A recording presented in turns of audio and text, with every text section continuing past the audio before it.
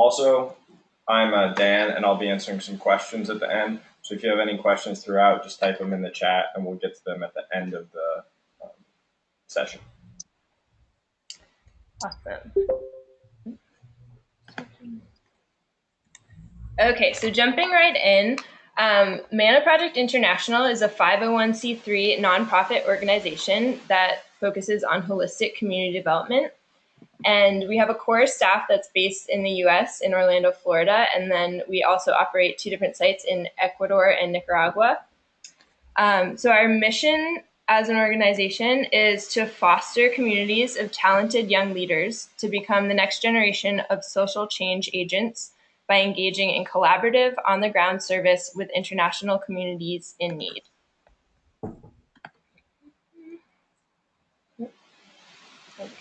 Sorry.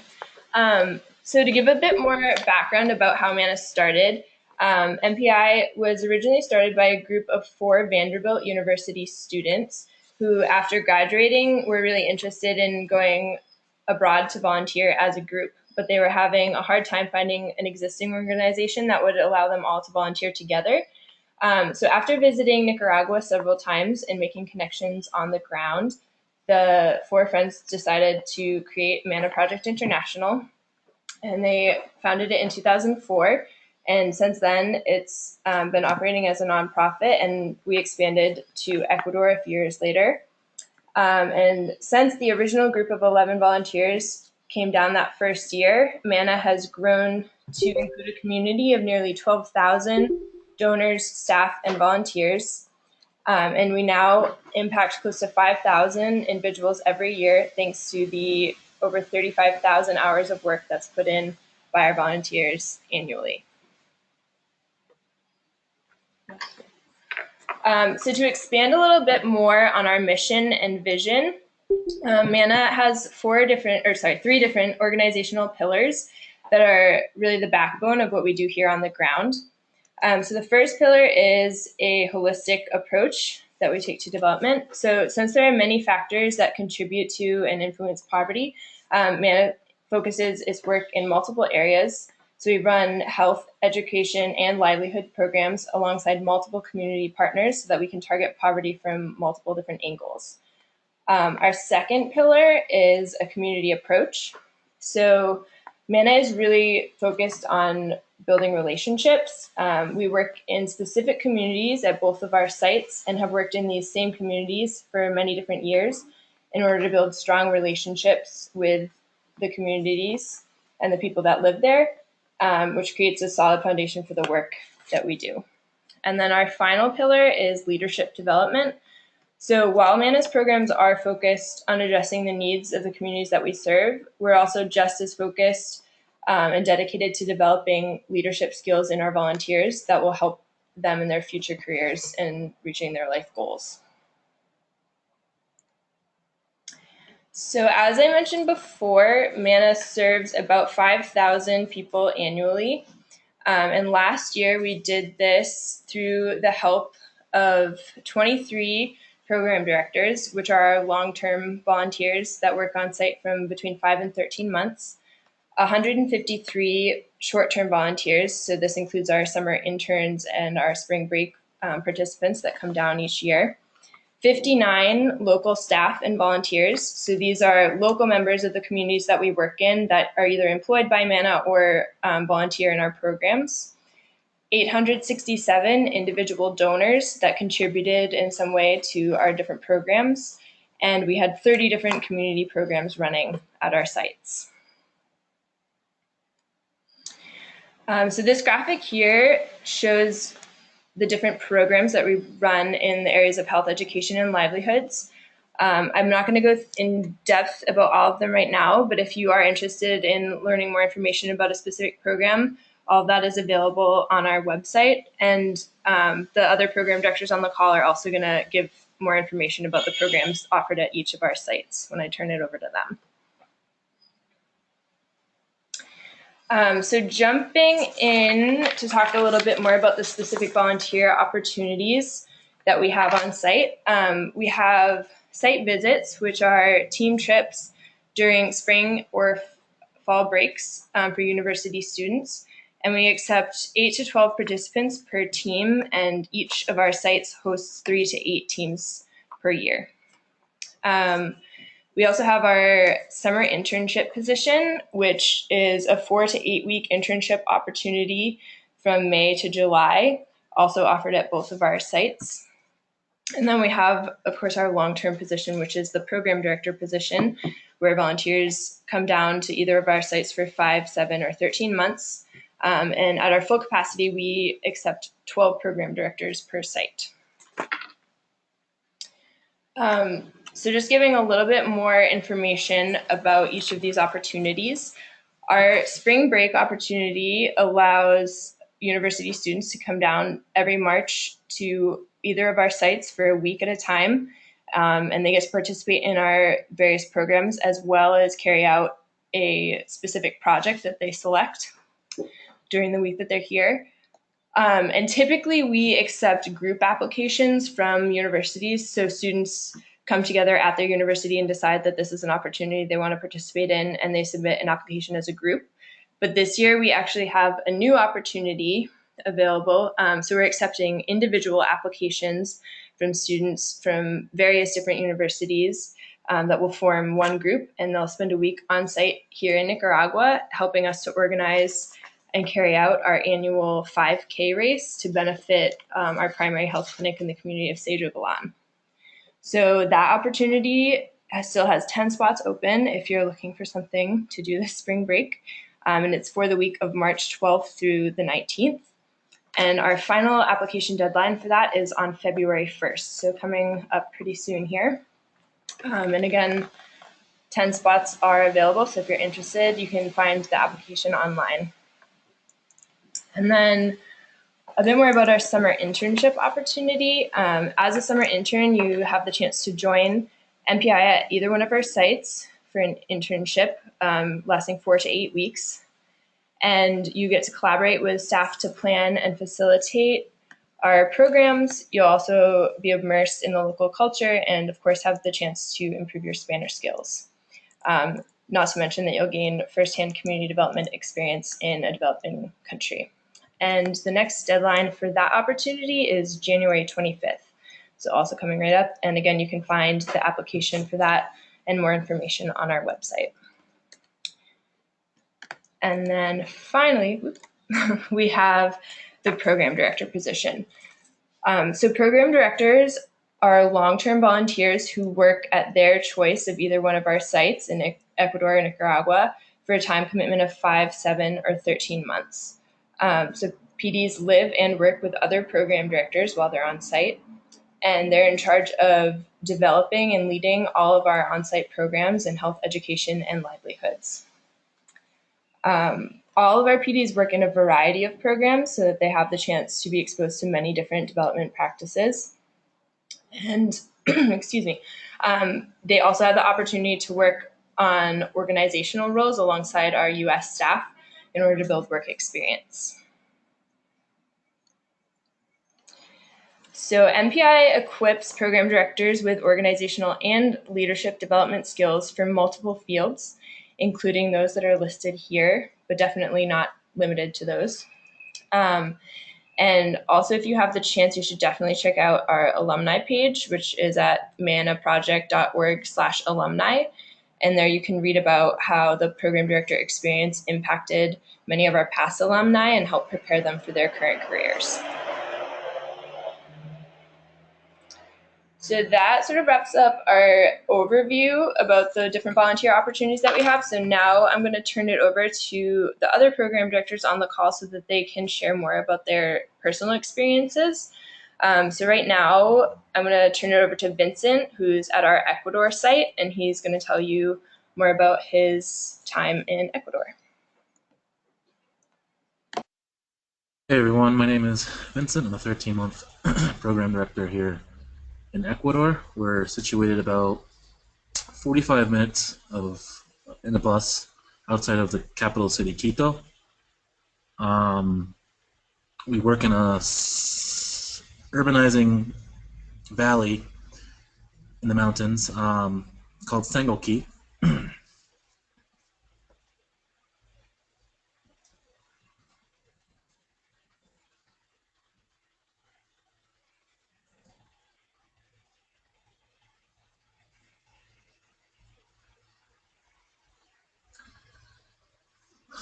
So the valley that we work in is called the Los Chios Valley. Its population is about 150,000 people outside of Quito. And we have a different approach to our community that's more of an educational focus to the people that we serve. Nicaragua tends to have more of a health focus in many regards, but we have a educational approach that focuses around our community center, which includes adult cooking and nutrition, adult English.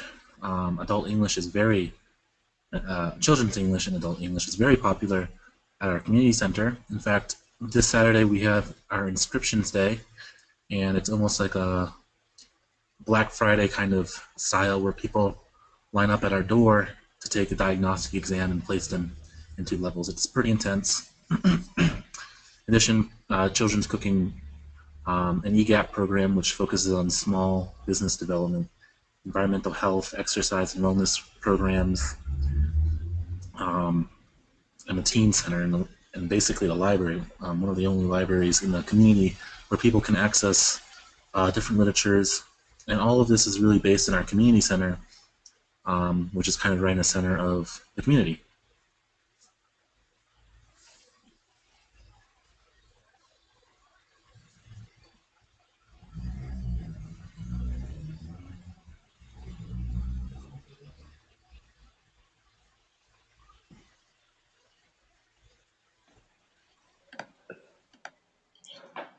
Okay, thank you, Vincent.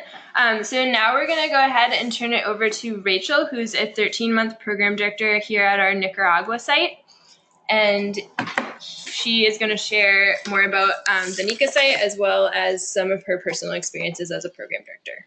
Hey everybody, so my name is Rachel, like Dana said. I just recently graduated from the University of Delaware and signed on to be a program director with Manna actually for only 5 months.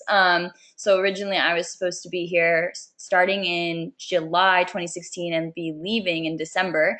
But I got here, and within the first month of being a 5-month program director, I actually extended my time to 13 months. So I definitely came expecting one thing, fell in love, and now I'm here till August 2017. So I'm pretty excited about that. In general, I decided to be a program director for Nicaragua, well, just with Manna in general, because during my college time, it's like a big cultural thing to study abroad at the University of Delaware. And it just kind of never happened. I wasn't sure if I wanted to study abroad or if I wanted to do volunteer work abroad. So I actually interned with Manna for 1 month the summer of my sophomore year of college. And I ended up loving it. I was like, 1 month is definitely not enough. So what do I do after graduation? I apply and I work for Manna again. And so that's definitely why I'm here now. And I guess 5 months also was not enough. So here I am for 13. Who knows if I'll ever actually come home. But yeah, so that's kind of what made me decide to go to Nicaragua. And then if I can go into my programs a little bit more, we have a bunch of different stuff in the Nicaragua community. So as a program director, Dana's mentioned and Vincent mentioned as well, we get to lead specific programs ourselves, but you kind of lead with other program directors. So I'm never really doing anything entirely on my own. So of my programs, of the list that you see here, I'm gonna just highlight my 2 favorites. Maybe we're not supposed to have favorites, but I have favorites. So my first favorite is English 1. So we have, as you can see, English classes. We have different levels. So there's English for beginners, there's English for intermediate students, and then advanced. And then we actually also have English in the public schools. So I do English in the public schools for 6th grade class. And then I also do English for beginners in our center. And I'll go into the communities in just a moment. But just to explain the programs that I'm talking about. So with English 1, my program, I teach entirely in Spanish, which is kind of a little bit intimidating at first, but it's honestly my favorite because it's challenged me to really improve my Spanish. It's kind of cool to see my progress of how I started with spending like an hour and a half every day writing a script for each class, because I teach twice a week, to like now I would wake up in the morning and be like, oh, I have my lesson plan. I'm just going to go into class and, wing the Spanish. And sometimes I make a few mistakes, but usually my class helps me out. But English 1 is really fun just because it's the biggest class we have. It's 160 students, not all, well, it started with 130. Eventually, somewhere between it all, we've had 160 pass through, maybe a little bit more. And then as the year progressed, it kind of dwindled down to the people who were really committed to our English class. So it went from 160 to 55, which is a pretty big difference, but it was still a really big class for someone who's never taught a class of any students. It might as well, like 55 is still a lot for me. So it was really cool. And even though it was a class of 55 students, my co-professora Sanjana and I were able to like really form awesome, strong connections. And some of my closest people here, like Nicaraguans in the community, are like come from my English class. So that's definitely my favorite program I've done. And then the other program that I like absolutely adore is our child sponsorship program. So it's actually third on the bulleted list. And that is out of our Villa Guadalupe community. And so child sponsorship is kind of what it sounds like. We have sponsors in the US, and it's not limited to just the US, but we have sponsors who sponsor children in Villa Guadalupe. So there's about 50 kids in our program right now. And essentially what that does is it helps them with their like fight against malnutrition. And so once a month we have this thing called Milk Day, where, believe it or not, we do give out milk. And so essentially the kids come so we go on Tuesdays and Thursdays, and like half the kids will come on Tuesday, half the kids will come on Thursday. They'll come with their mother usually, or if the mother can't be there, sometimes they'll send like an aunt or a cousin, a sister, the father. When the father comes, it's really cool. And so at that time, we check their vitals, so like their height, their weight, are they improving? And then we provide them with milk, and then we provide them also with food and vitamins. So each month the food rotates. For example, it could be beans one month, it could be oatmeal another, or cereal. And then we provide them with like vitamins to take home with them as well. So that's each month, and that's really, really cool. I really like that program too, because I also have a role within it. So not only am I a program director that gets to walk around and visit my specific 14 families and 14 kids, but I also run our donor alumni relations, just donor relations. And so what I do for that is I actually write the templates for our emails that we send out to like our sponsors. And so each month I organize that email template, and then I make sure that everyone sends updates each month to their respective sponsor for their child that they visit. And so that's actually been really, really cool experience for me. I majored in marketing when I was in college, and not that I know if I want to do marketing for sure, but this has been a really cool way to like practice my writing. And I really like that role. And I also take the photos of the kids. And so I kind of get to like edit photos and do all that kind of fun stuff on the side of visiting the children and the families in Villa Guadalupe.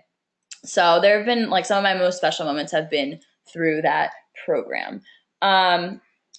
So going off of that, sorry, let me just organize this one moment. So going off of that, the three communities that we work in are Chiquilisagua, Cedro Galan, and Villa Guadalupe. So you can see here that like Chiquilisagua and Cedro Galan, which we call it Chiqui and Cedro for short, are kind of lumped together just because they're right next to each other.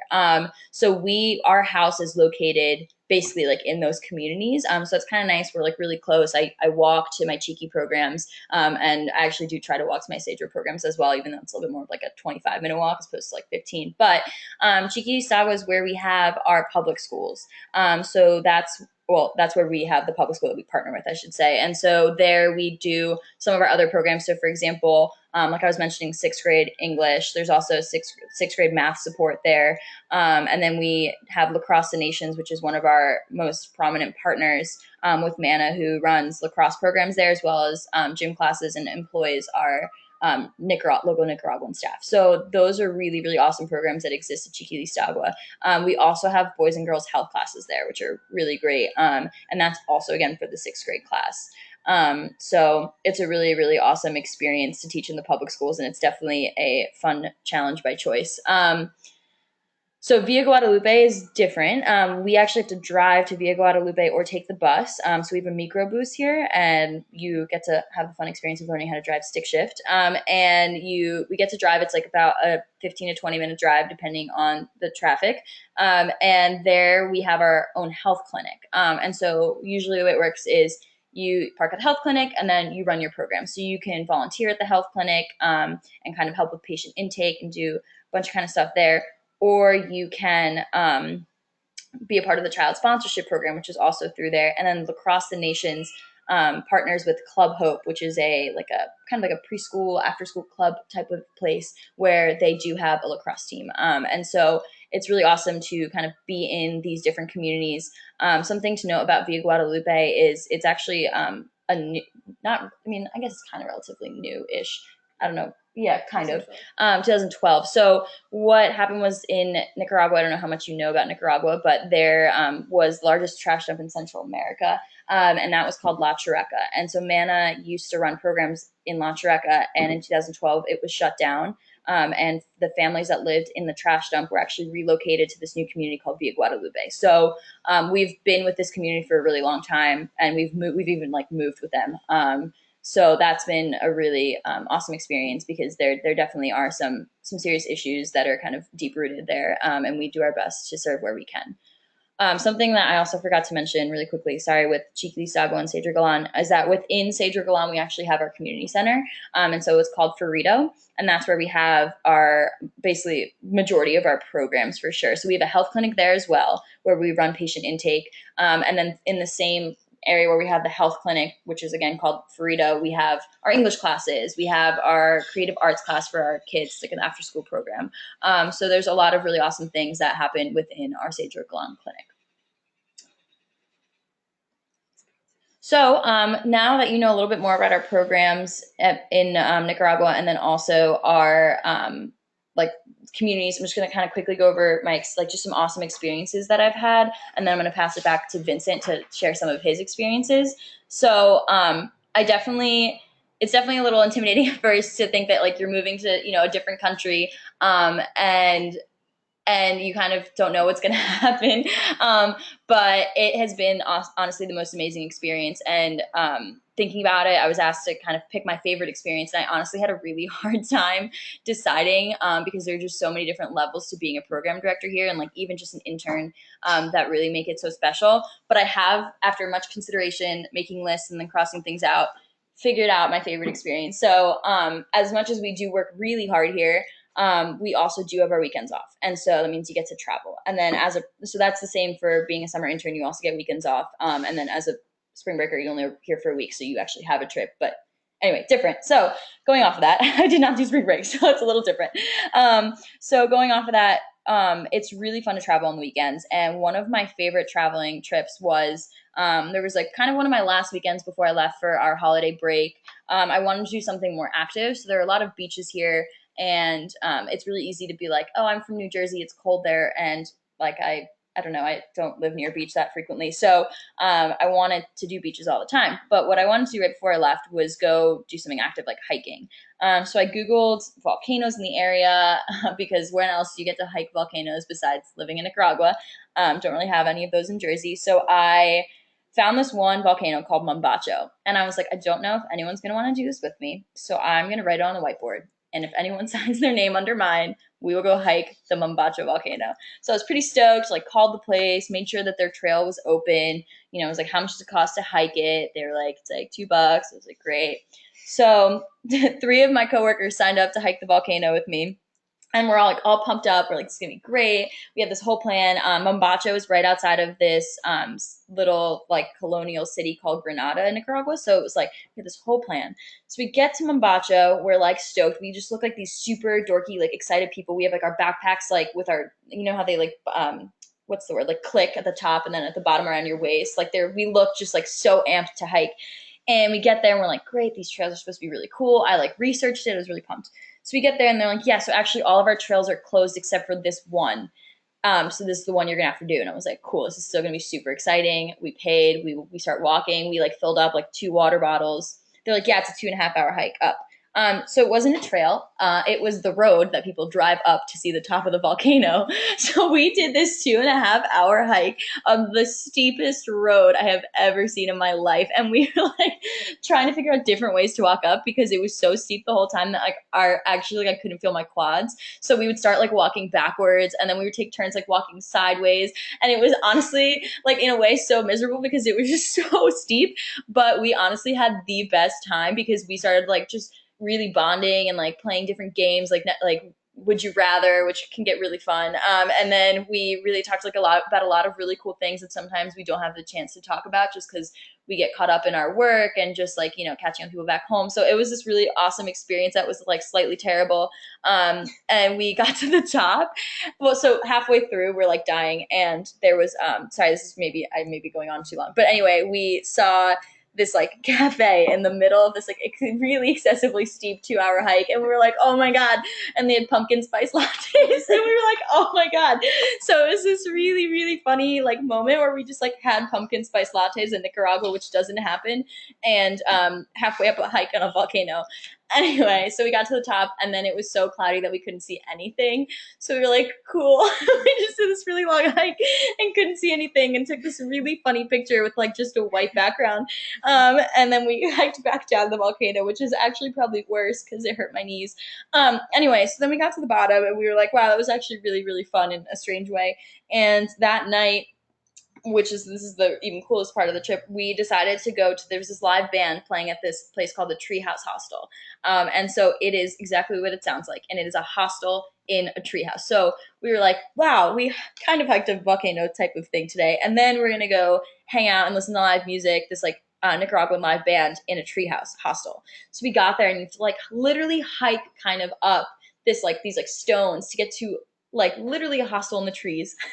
And you have to like kind of walk through, and there was like a fireman pole where you could get down like from the like second floor to the first floor. You could like do this hanging thing where you like lay on a net and just like hang in the air.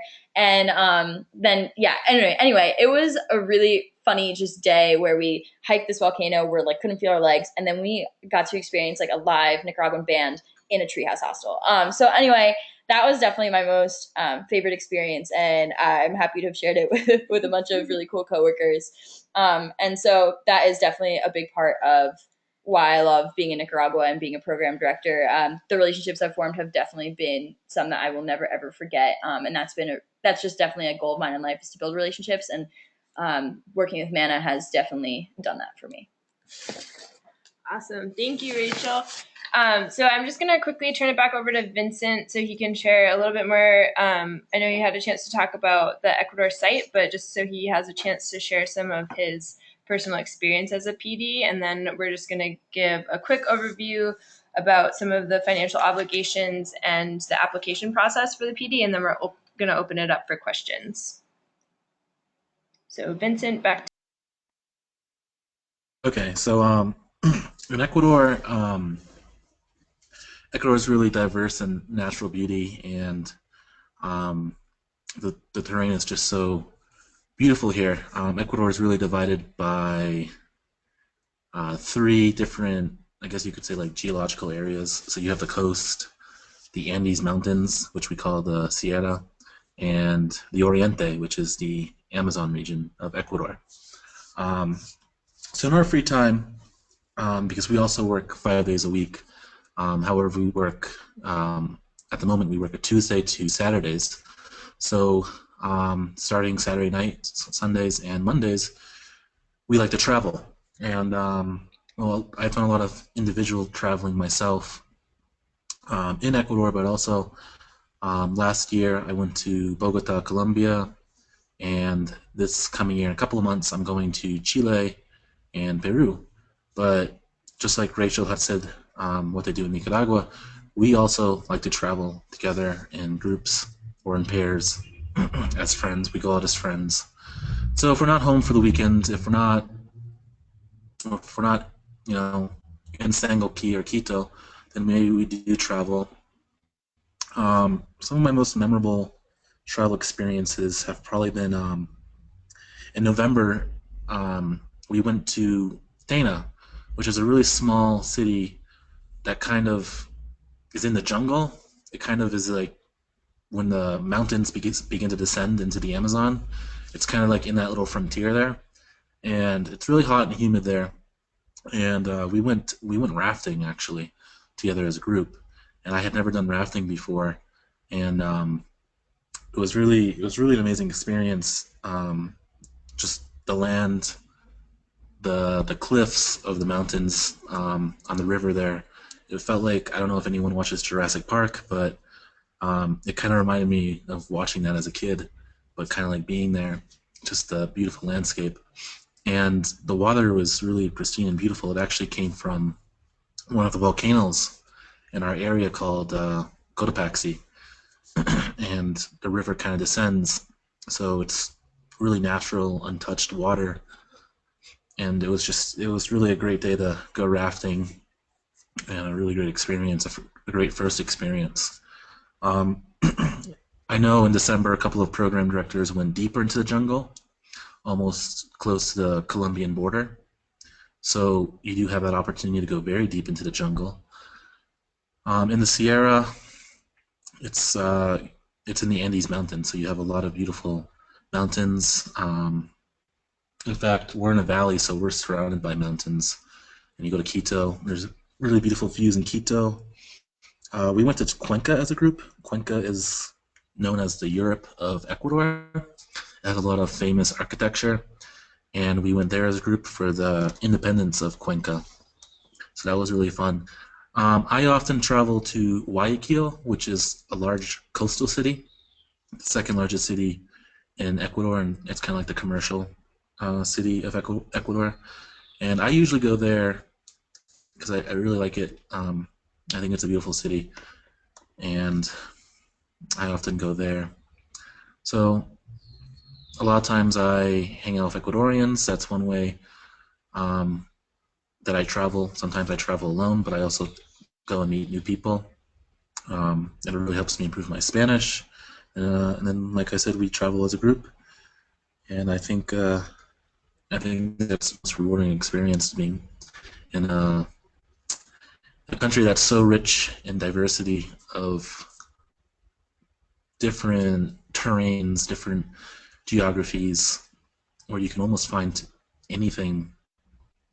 It's so diverse.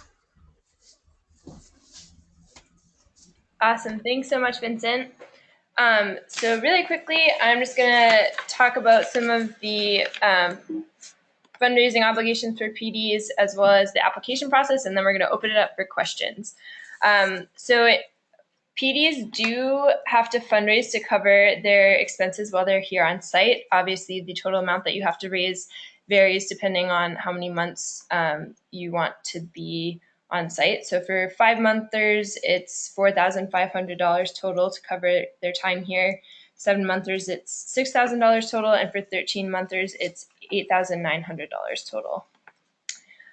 So what that covers is a lot of different stuff. It includes your transportation to and from your different programs, a $20 weekly stipend that you receive to spend as you want in the country, your medics travel insurance, language school when you first arrive on site, your visa for the time that you're in the country, an on-site orientation, your housing and your meals, quarterly retreats and cultural excursions, 2 different community homestay opportunities, and professional development activities. So here, this graphic is also available on our website, but it kind of just gives a breakdown of exactly what the month-to-month expenses are for the different time commitments. I know that some of those amounts can seem a little daunting at first, but there are a ton of scholarship and grant opportunities to help program directors fund their time here on site. Many program directors do apply for third-party scholarships and grants and have been very successful in the past. So we have a list of potential scholarships and grants on our website. You can find the link here. And I will be sending this PowerPoint out to everybody that's on the call after, so you can also get the links then.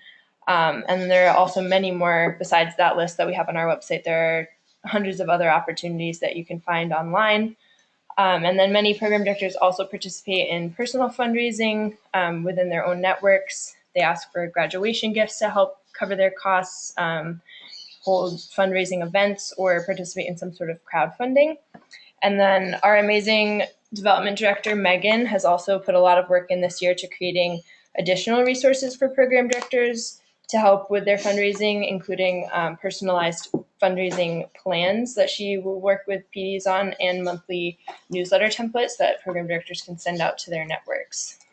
So the other really great thing about the fundraising obligation is that it's not all due at one time. So you do not have to have your full amount raised before you come to your site, which is really helpful because we find that actually most PDs have a lot more success once they're actually on-site fundraising because they're able to share with their networks and family and friends the actual work that they're doing on site. So this table here shows the breakdown of different deadlines that you have to meet throughout the year. But as you can see, it's broken into increments and it's not all due until much later in the year. And then a little bit more about the PD application process. You can find the application on our website, and you just have to fill that out and submit it along with information for 2 references that we can contact. And then you'll need to send in your resume and your transcript. We do accept unofficial transcripts, though, so you don't have to worry about applying for an official one from your school. And you will be contacted to set up a phone interview within 2 weeks of the deadline that you apply by. And after completing your phone interview, you'll be notified of your acceptance status within 2 weeks of whenever you have that interview. And then from the time that you're notified of your acceptance, you have 3 weeks to confirm with us and submit a $500 deposit. So we do currently have positions available for the 2017-2018 program director year. And our next deadline, although it's not the final one, is February 1st. But it is, our program director positions do fill up on a first come, first served basis. So it's definitely better to get your application in as soon as possible. So these are some links with a little bit more information about Manna, including our annual reports, if you are at all interested in looking at more information about Manna. And now we're just going to open it up to questions. Again, there's a chat feature that should be showing up on your screen. So if you have a question, feel free to just send it to us in the chat and we'll go ahead and answer it now. All right, I'm Dan again, and I'll be answering these questions. We have a few that came in, and if you have any more, just keep them coming through the chat, and we'll answer those as they come in. But the first question we got is actually a great question, really important. It was, what level of Spanish did we speak when we got here? So when I arrived, I actually spoke a pretty high level of Spanish. I'd call myself conversational. I'd gone through Spanish class throughout university and had spent a little bit of time in Spain. But even from there, I've had a huge amount of opportunity to improve a lot and have definitely gotten much better in my time here. But that higher level is by no means a requirement, nor even the norm of program directors coming in. I had one of the higher levels. The nice thing about Manna is our first week in the country, we go to a language school, which allows us to kind of get a kickstart into learning the language. And even if you come in with no Spanish, you're able to develop those skills and won't just be thrown off sink or swim your first day in the country. All right, we just got another question in, and it's about medical experience. And can you spend a lot of time in the clinic? So Nicaragua is our more medically focused site. We actually have 2 clinics running. I've been involved with both of those. Our clinic in Cedro Galan is much more program director run. Basically, we have multiple program directors that are there every day it's running. Someone will be in charge of purchasing medication. Someone will be in charge of scheduling our chronic patients. And then in addition to that, you get hands-on experience day to day doing patient triage and intake, as well as you're able to be involved in group trips that come down from the University of South Florida that do week-long medical mission trips.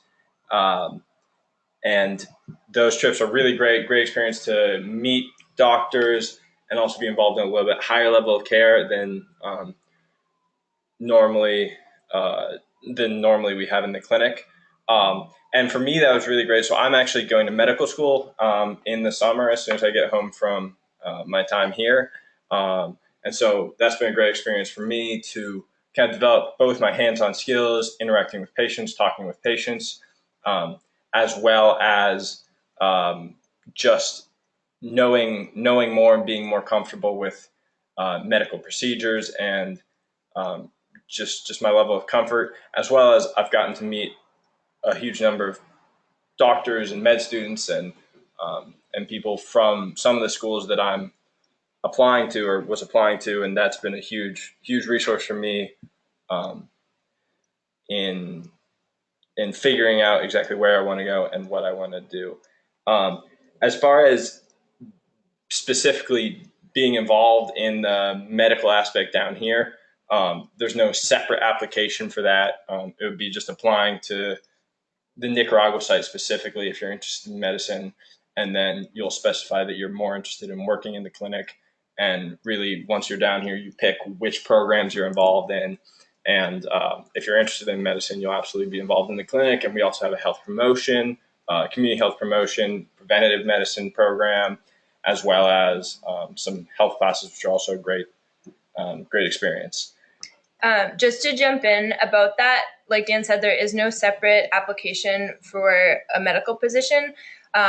All of our program directors do participate in a variety of different programs. So while you can be health focused and interested in health, you will still be involved in some of our education programs and possibly a livelihood program if that's something that interests you. But you wouldn't only be working in the clinic. While that can be a huge part of what you do, you would also be involved in other programs. And that's definitely a huge experience. Even though I'm going to medicine and I knew I wanted to go to medical school before coming to Manna, a lot of the other experiences I've had have been equally important to me existentially in figuring out what I want to do and confirming that I want to be a doctor. So just because you're interested in medicine doesn't mean you should write off any of the other programs that you'll be involved in because they're definitely equally as valuable. And then we also have a question about the PowerPoint. I will be sending this out via email after the call. So if you want to review any of the links or just review the information that we went over, you will be able to do that. And most of it is also available on our website.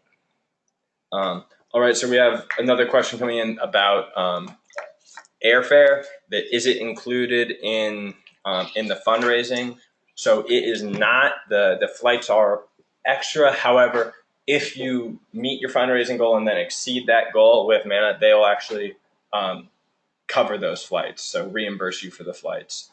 So essentially, if you exceed that $6,000 or $8,900, you will be able to be reimbursed for your airfare.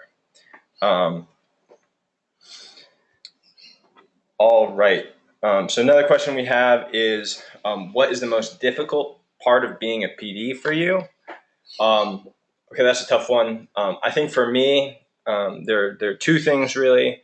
The first is a little bit of a cop-out because it's almost a positive, but for me, it's definitely hard to find balance because I really love the work I do, and then we're also living in this incredible country, and you're becoming part of this community. So it's really easy just to fall down the rabbit hole of work or travel or Spanish learning or community, and then kind of forget to keep that balance and keep doing other things. So it's important for me, at least, to take a step back and travel somewhere else during the weekends. And some weekends go to a dinner in the community, and others travel and don't do anything work related. It's really important to remember that this is a once in a lifetime opportunity, and we're able to take advantage of all aspects of that. And then the second thing that's been difficult for me is definitely there are some cultural differences.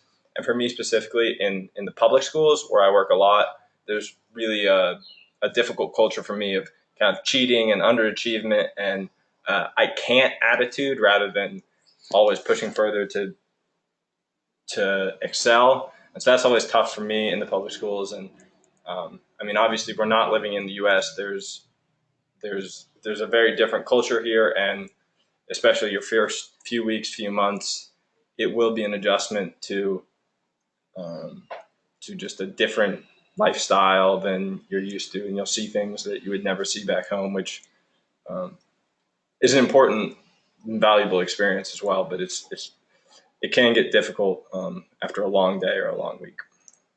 And Vincent, I don't know, could you maybe share some of the more difficult experiences you have had as a PD in Ecuador? Sure, yeah. I think, culture shock is one of them for anyone who's traveled outside the United States and potentially some areas of Europe. Culture shock is definitely one of them, and you'll quickly realize that. I've done some traveling throughout Latin America, nothing long term. However, I have done that, so I was kind of aware of everything.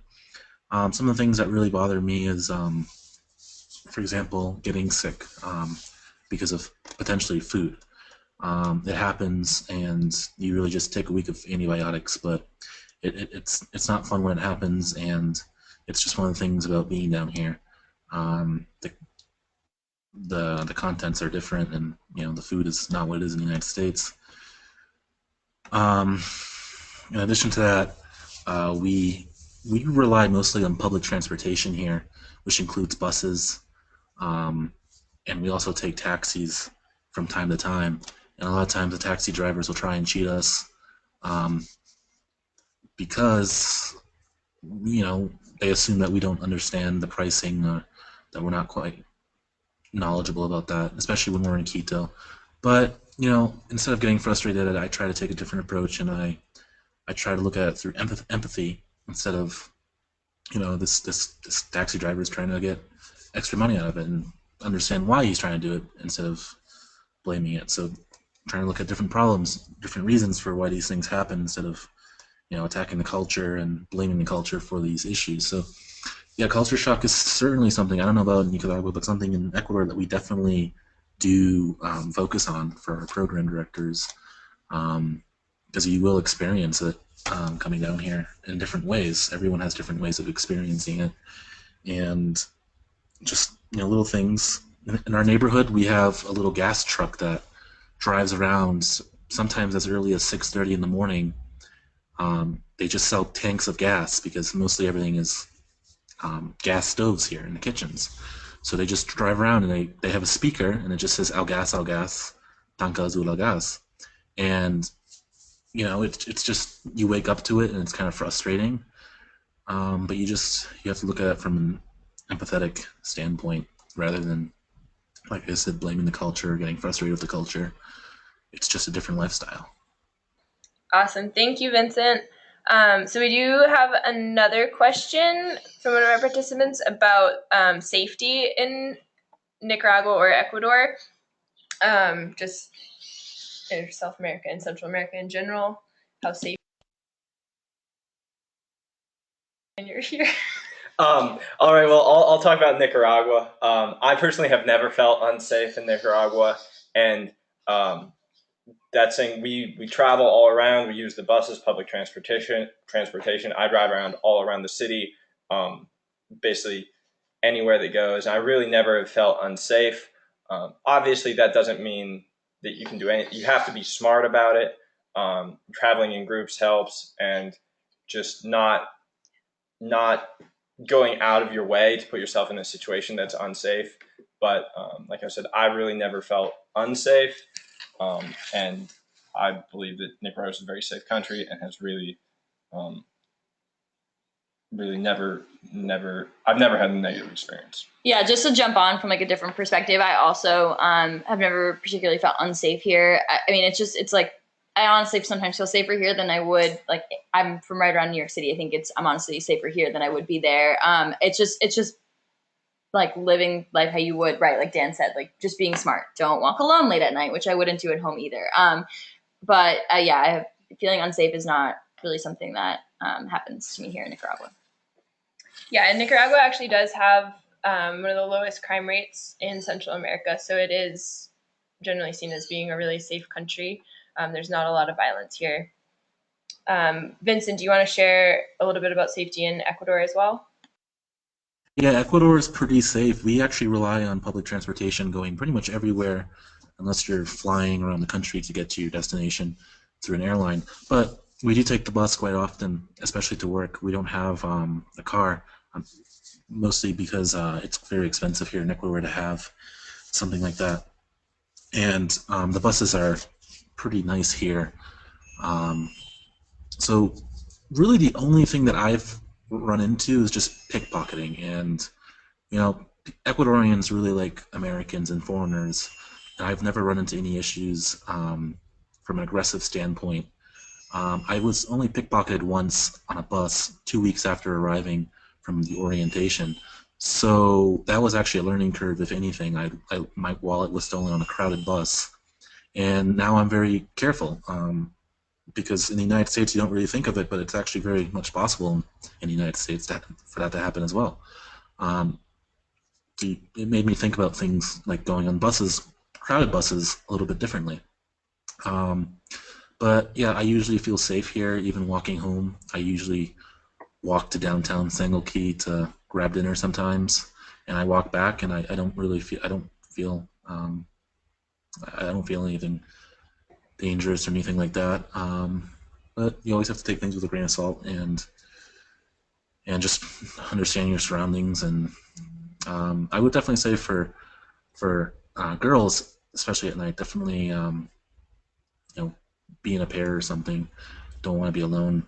And there's tough parts of Sangolkee. There's different neighborhoods that you don't really want to go into, and also the same for Quito.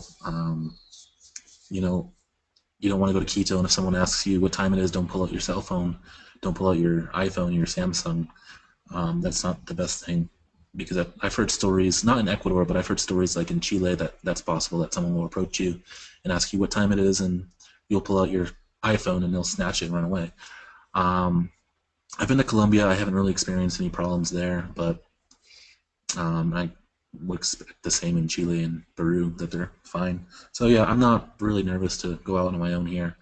Um, I just, pickpocketing is definitely a thing, and I have heard stories, but it's just better to, unless you have like a cell phone plan, there's no reason to bring your iPhone to Quito, because there's chances are you're not gonna have Wi-Fi. So don't bring. So like whenever I go to Quito, I don't bring my iPhone. There's no reason to. Okay. You sacrifice taking a picture, but yeah. Thank you, Vincent. We have another question that we received. Okay, I addressed this a little bit, but the question was, what are your future plans? And you felt that Manna has prepared you for that. So as I said, I'm planning on going to medical school. I kind of knew that coming in, so Manna didn't really help me change my plans or solidify my plans, but I think that the experience really has helped me get there. Definitely. So I'll turn that over and let some of the other people talk about their future plans. Yeah, so with me, I kind of came in, like I said, I studied marketing in college, so I don't have like necessarily a direct path. But working for Manna has really helped me see like how a nonprofit works in like the grassroots sense of an organization. And so what I know I want to do now is kind of understand the nonprofit world a little bit better, maybe go back to school for grad school in like nonprofit management or community leadership. So it's definitely opened my eyes to some other opportunities. Awesome. Thank you, guys. And we have another question about fundraising, asking if fundraising is mandatory or if it's okay to just pay your own way if you already have the funds. And that's definitely totally okay if you want to just cover the fundraising obligations from the get-go. If you have that money from working or whatever other source, however you get it is totally fine. It's just a lot of our program directors do fundraise to help cover the costs, but however you want to cover it is totally fine. And I do think that you'll find that people in your life do want to get involved, in some of the ways that they can get involved is financially. So I know last year we had one program director who had worked and just paid his own way, but then I know a lot of his friends and family donated in support of certain events we had and whatnot, just to show their support for him. So definitely be open to the fact that people do want to be involved in what you're doing, even if you are paying your own way. Awesome. So we'll give it another second for other questions.